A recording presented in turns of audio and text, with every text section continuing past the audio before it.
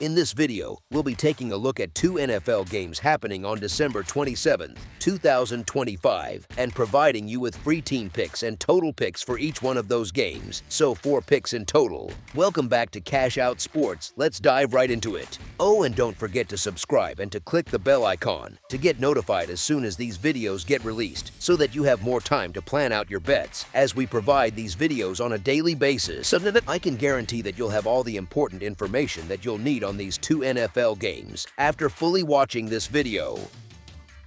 One more thing before we start. If you would like to gain access to our best exclusive sports picks to take your journey to the next level, then check out our Patreon in the link down below, where we offer our best single picks, parlay picks, and much more. Now let's get started. Houston Texans versus Los Angeles Chargers. Houston heads to Los Angeles on Saturday afternoon trying to stretch its winning streak to 7 games, and it is not some fluky run.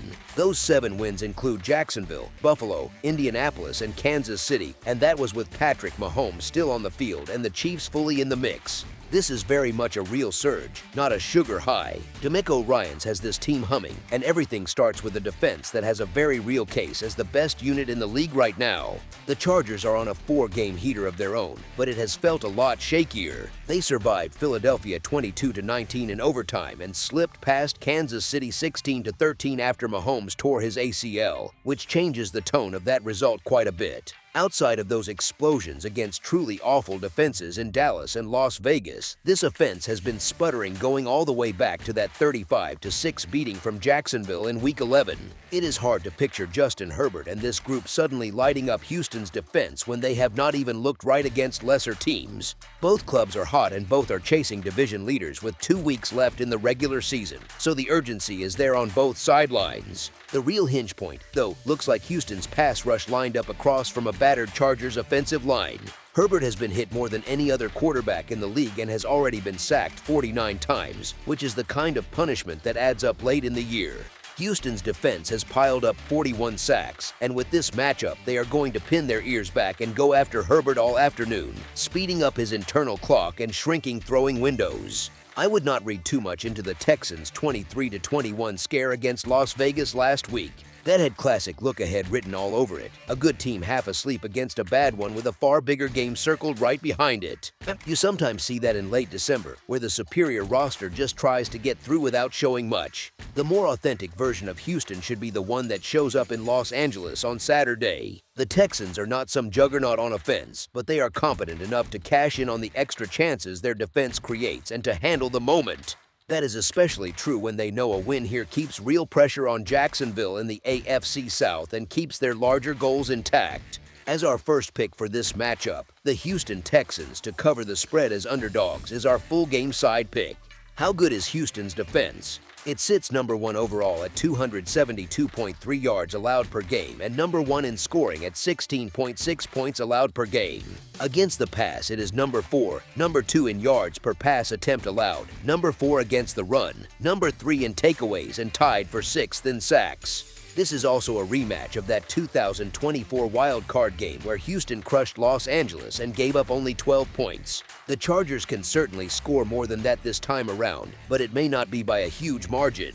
The home team does have some comfort in the fact that its own defense can absolutely hold up its end of the bargain. Los Angeles ranks number 3 overall, number 6 against the pass, number 6 in takeaways, and is tied with Houston at number 6 in sacks. No opponent since Week 11 has even cracked 20 points against this group.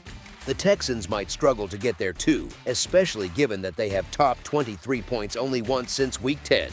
So you have one offense that has rarely broken into the mid-20s lately and another that has been mostly stuck in the mud against good defenses. Houston has landed under the total in 9 of its 15 games, with 1 push mixed in.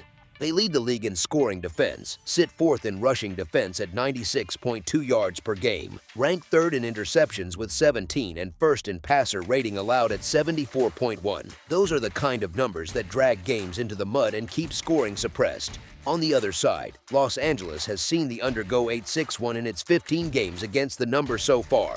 The Chargers have split their 8 home games on the total, but the recent tilt has been pretty clear, with the under coming in at a 4-1-1 clip over their last 6 overall. When you combine a suffocating, aggressive Texans defense with a Chargers unit that has quietly become very stingy, you get something that feels a lot like a rock fight where both teams walk off the field a bit bruised and the total never really threatens to fly past the number. This really has the look of one of those games between two excellent teams that oozes quality but still turns into a defensive slog where every yard feels earned and every field goal feels bigger than it should. As our second pick for this matchup, under the projected total is our full game total pick. Baltimore Ravens versus Green Bay Packers. Baltimore heads into Lambeau knowing that only a win keeps the postseason dream alive. They have to win out and hope Pittsburgh loses out, so the margin for error is basically gone. On the other side, Green Bay can punch its ticket with a victory and, as a bonus, knock the Lions out of the playoff picture. That alone will have the crowd buzzing before kickoff. The big wrinkle, of course, is the quarterback situation. Both Lamar Jackson and Jordan Love are dealing with injuries, which means we could very easily see Tyler Huntley and Malik Willis taking the snaps instead. Even with that uncertainty, I still lean strongly toward Green Bay handling this by at least a field goal. The reasoning is pretty simple. Jackson means more to the Ravens than Love does to the Packers, so if both teams are forced to lean on their backups, it hurts Baltimore more. Willis has already shown he can be a solid stand-in for Love when called upon over the past couple of seasons, and Green Bay can still fall back on a defense that has been one of the most reliable groups in the league. They are tied for 4th in fewest passing yards allowed per attempt and 5th in fewest yards per carry allowed. That combination usually travels well, and it especially matters in cold weather games where tackling and gap discipline show up. Baltimore's offense was already sputtering before Jackson got hurt, which makes it tough to imagine them suddenly fixing things against a defense this disciplined. This matchup is also wrapped in urgency for both sides. Baltimore is clinging to life, hoping Jackson's back bruise heals enough for him to go, and early signs suggest he is trending toward starting. If he cannot, Huntley has logged plenty of snaps in this system, so there is at least some continuity. Green Bay's situation is just as dramatic. Love exited their last game with a concussion, and Willis dinged his right shoulder late, yet the Packers did not sign another quarterback this week.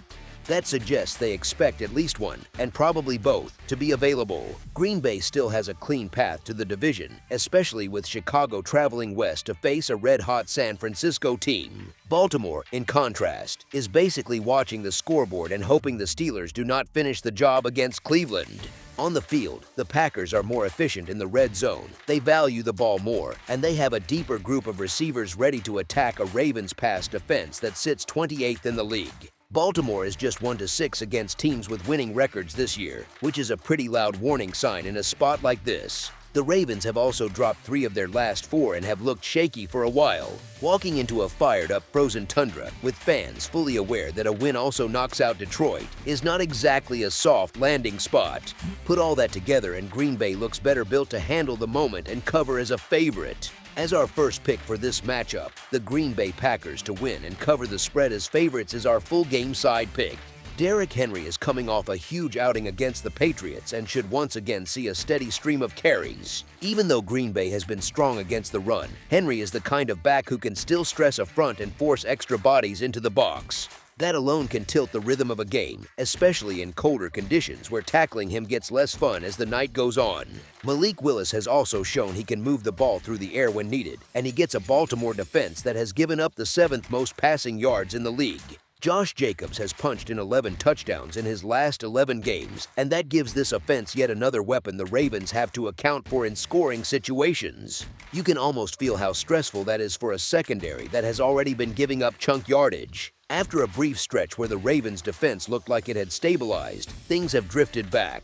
In their last 3 losses, they have allowed just under 30 points per game. The pass defense has been especially leaky, as reflected in that 28th ranking. Green Bay is well positioned to take advantage, whether it is Willis or Love playing quarterback, and has averaged more than 27 points per game in its last 3 victories. That type of recent scoring form usually nudges totals higher, not lower. Both teams combined to average 48.2 points per game on offense while allowing 43.4 points per game on defense. Both of those numbers sit above a total of just 40.5 points. So even if you step back and strip away the names and colors, the raw scoring and allowing numbers suggest a slightly higher scoring script than what the line is implying. While the Packers' defense can absolutely influence drives and tighten up in key moments, this total still feels a bit short. Even if we do end up with Huntley versus Willis on Sunday, these offenses have enough firepower and enough defensive vulnerability in the secondary to push both teams close to, or past, the 20-point mark. And that is often all you need for an over at this kind of number. As our second pick for this matchup, over the projected total is our full game total pick. That's all for now, so if you have any other games you would like reviewed, then leave a comment down below with the game you would like analyzed, subscribe to our channel, leave a like on this video, and we'll get to it as soon as we possibly can. We would also love to hear your opinion on the picks presented to you in this video, whether you agree or disagree with them, so leave a comment down below and do let us know.